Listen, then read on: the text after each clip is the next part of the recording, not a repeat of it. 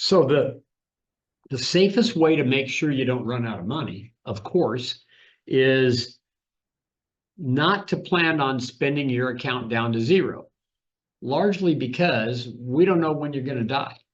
You know, maybe you know. I mean, if you are sick and you have a terminal disease and you're pretty sure you're going to pass away within 6 months or something, then you know. But the normal person doesn't know.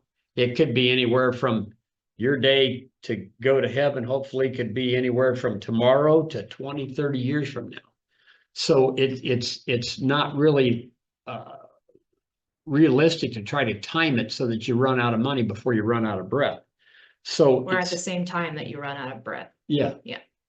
So we don't want you to run out of money before you run out of breath. That's what I was trying to say. Thanks.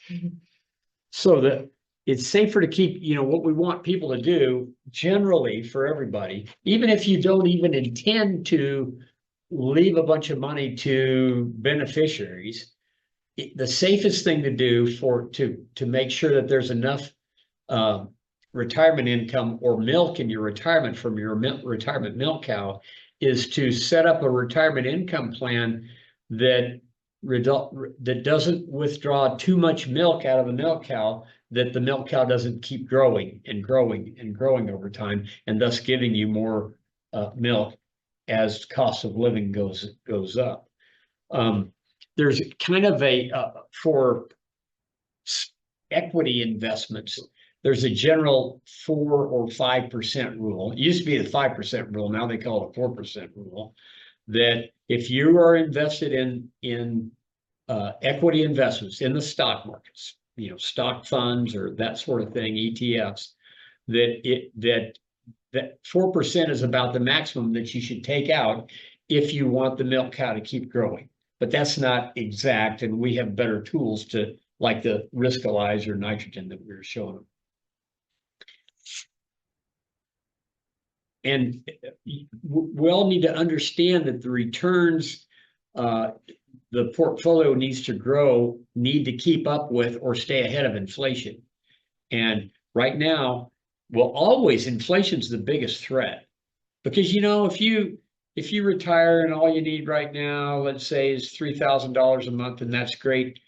Well, if it was a fixed $3,000 a month and it's not going up, $3,000 a month isn't going to buy as much 10 years from now as it does today, or 20 years from now. So we've seen examples. I've seen examples in my career of meeting, when I first started in this business almost 30 years ago, meeting retirees that were in their 80s that had not invested their money in the right kind of investments that stay ahead of inflation.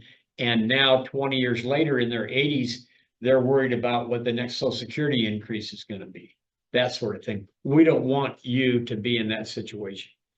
So we don't want retirees to shy away from being invested in the stock market. And I think it's an assumption that a lot of people have, that when they retire, they need to move more of their money into bonds. And I'm going to show you with what we're talking about why that's not going to be able to produce a sustainable retirement income. So moving that money into bonds comes from an old theory.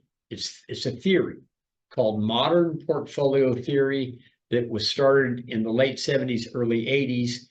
Well, late 70s, early 80s isn't so modern anymore. And the idea was, as you get older, you reduce your stock market investments and increase your bond investments. Well, that's generally wrong anyway. Plus, right now is not a good time to be in bonds as interest rates are going up, because bond values are going down. All right, so I want to show you the returns on different asset types, the average annual returns over the past 30 years. So this is from 1994 to year to date to present. Okay, so if you look down here, these are going to show two different things. They're going to show what the total return is, and then they're going to show what the inflation adjusted actual return is, aka that's called like the real return.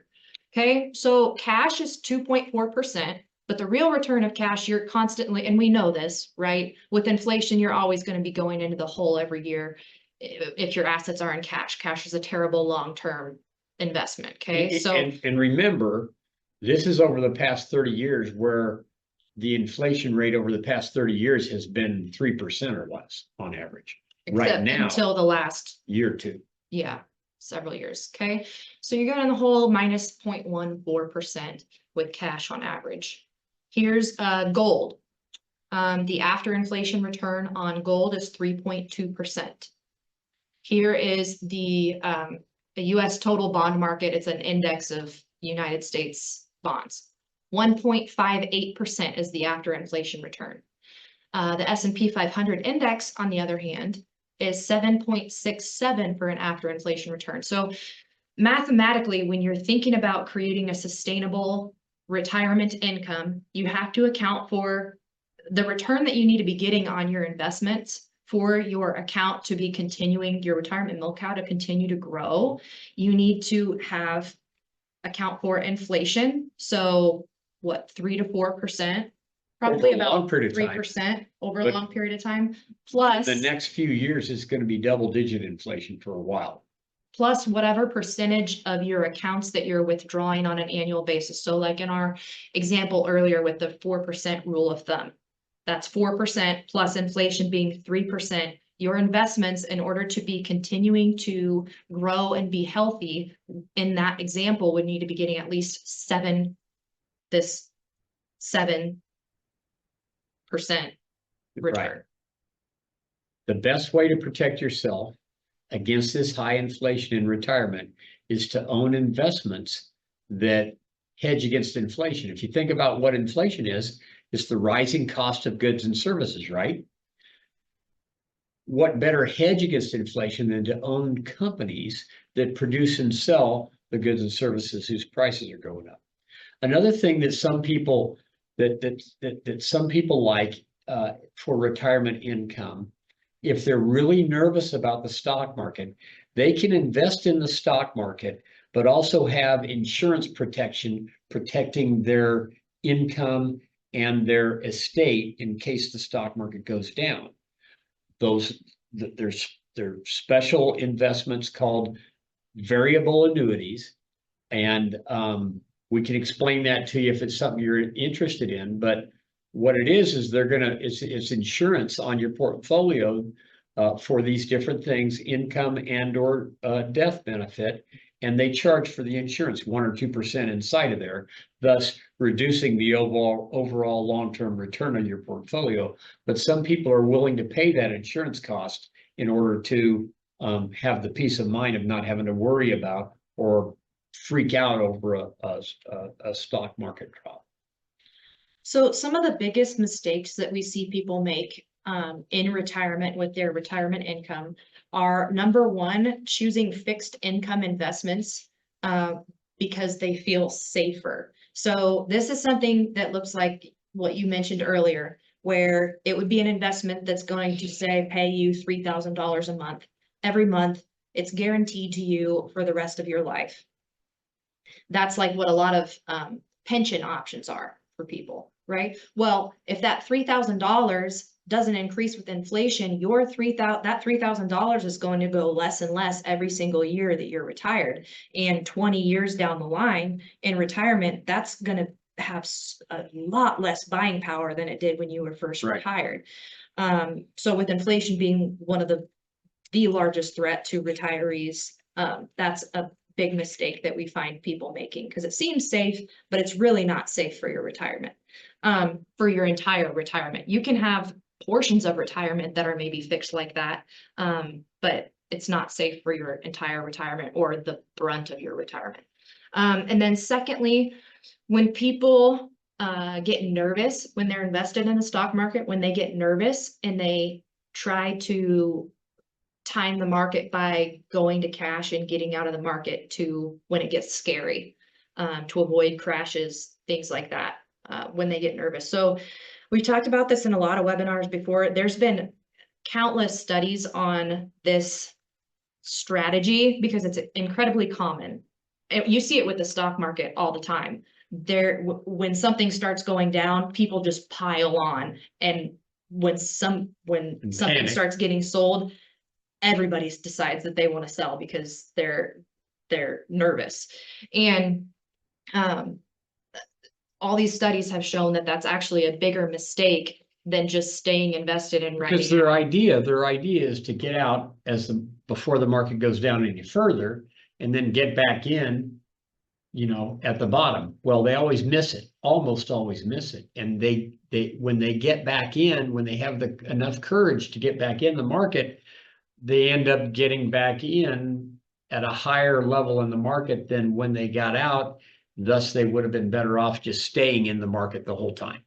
Yeah, and there's another phenomenon. I don't know why I call it phenomenon. There's another thing that happens where the worst days in the market, they're usually right next door to the worst days in the market are the best days in the market. Right. And there's been studies that have been done where if people only missed out on the best days of the market, the returns of their portfolio are literally like over maybe a 10-20 year period of time are half of what they would be if they would have just stayed invested rather than trying to get out and missing out on the worst days, but also the best days.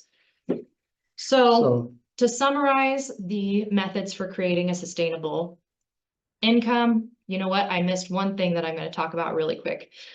Another consideration as we're talking about retirees investing in stocks in the stock market is a lot of times we forget that retirement is a long-term time horizon, meaning your retirement, like we talked about, the average length of retirement is 20 years. So the longer that you're invested in the stock market, the greater your odds are of not suffering a decline and making money. So there's actually no 20-year period in the history of the S&P 500 that has had a negative return. So there you go. All right, so let's move on here. And the reason we point that out is at retirement, your money is still long-term money. And are you having trouble? No, you're fine. Anyway, at retirement, your retirement money is still long-term money. If you retire at age 65, you probably have a life expectancy, a statistical life expectancy of ballpark 20 years. That's long-term money. So go ahead. Okay, so to summarize the methods for generating sustainable investment income, plan to grow your retirement milk cow, not to drain it. Invest for returns that can keep up with your withdrawals plus inflation, and avoid making mistakes caused by fear. All right, so